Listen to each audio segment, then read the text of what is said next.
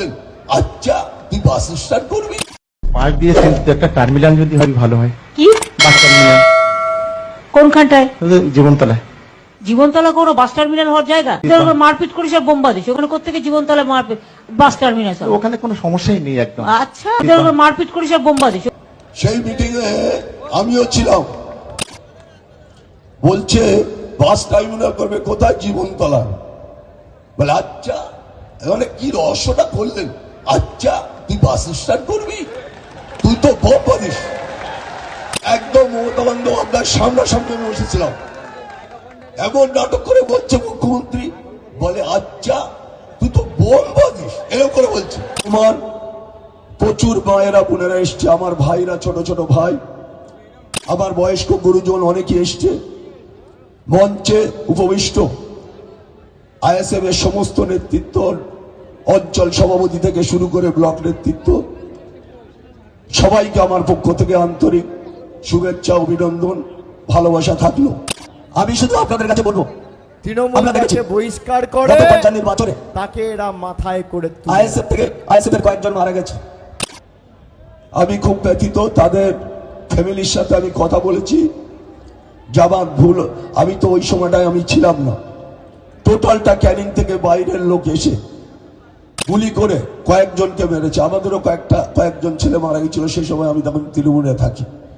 তাই আমি সেই মায়েদের, বোনেদের, তাদের কাছে গিয়ে আমি ভুল স্বীকার করেছি। যদি আমি ভুল করে থাকি, আপনারা আমারে মাফ করে দেবেন। এই নিয়ে অভিষেক বন্দ্যোপাধ্যায় ব্যঙ্গ করেছেন। কি ব্যঙ্গ করেছে?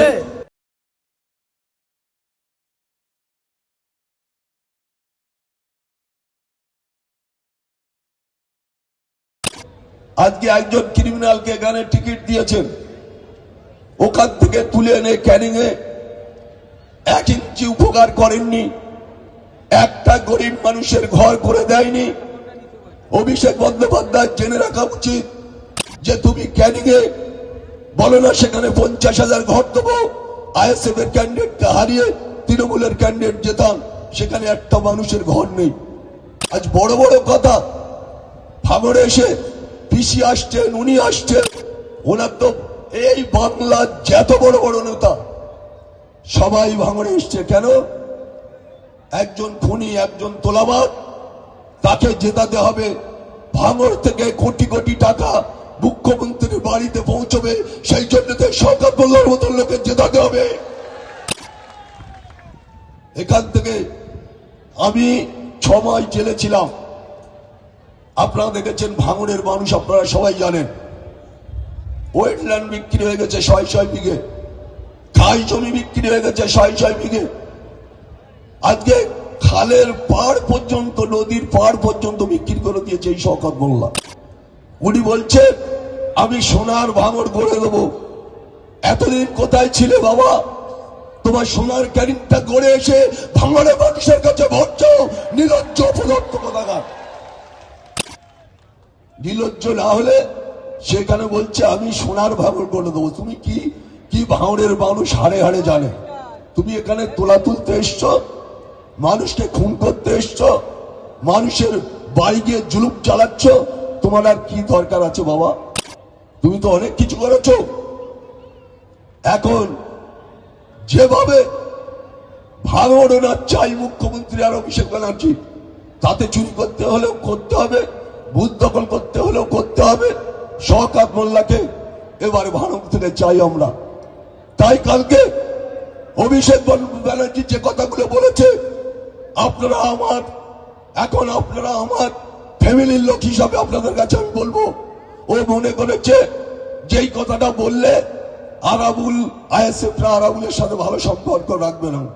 আরে খুনি তো এখানে ভাঙড়ে, আমি যতদিন রাজনীতিতে ছিলাম, তখন ভাঙড়ের মাটিতে খুন হয়নি, কোন জায়গায় জুলুম হয়নি, অত্যাচার হয়নি। আর এই 2.5 বছরে প্রতিটা অঞ্চলে অঞ্চলে সন্ত্রাস করেছে। আপনার চালতাবেড়ের অনেক মানুষ আছেন, কালকে যে বোমবার দিকে কয়েকজন মারা গেছে, সেই ওইদুল কালকে ধরা পড়েছে। দেখেছেন তো, তার মার হয়েছে, শুধু পেটা হয়েছে। এত বড় বড় কথা এই অমুক করে দেখে নেবো, অমুক রাস্তায় বেরোলে পিটিয়ে দেবো, অমুক অমুক জায়গায় কিছু করলে তার ধরে নেবো, এত বাজে মন্তব্য। তাই গ্রামের মানুষ কালকে ওনার দাওয়াই দিয়েছে, গ্রামের মানুষ। তাই আমি শুধু বলতে চাই আপনাদের কাছে, আমার গলার অবস্থা খারাপ, আমি শুধু একটা কথা বলবো ভাইজানকে নিয়ে। আমি একদিন ক্যানিং এ ভাইজানের পেয়েছি, আমি কিন্তু একাই ছুটোছুটি করছি, ভাইজান সারা রাজ্য ছুটে ছুটে বেড়াচ্ছে। ভাইজান ভাঙড়ে জিতবে, আমি বলছি লক্ষাধিক ভোটে ভাইজান জিতবে, এটা আপনারা জেনে রাখুন। বুথে চেটা ফেলতে পারবে না তৃণমূলের যারা নেতৃত্ব আছে, একটা বুথে চেটা ফেলতে পারবে না। আমি এই সোনপুর বাজারে দাঁড়িয়ে বলছি, যে যিনি বলছেন আমি এখান থেকে জিতবো, তার বৃথা স্বপ্ন দেখে লাভ নেই। এখানে আইএসএফ জিতবে, জিতেছে, জিতবে, লড়াই হবে, বুথে বুথে লড়াই হবে, দাঁড়াবার জায়গা পাবে না।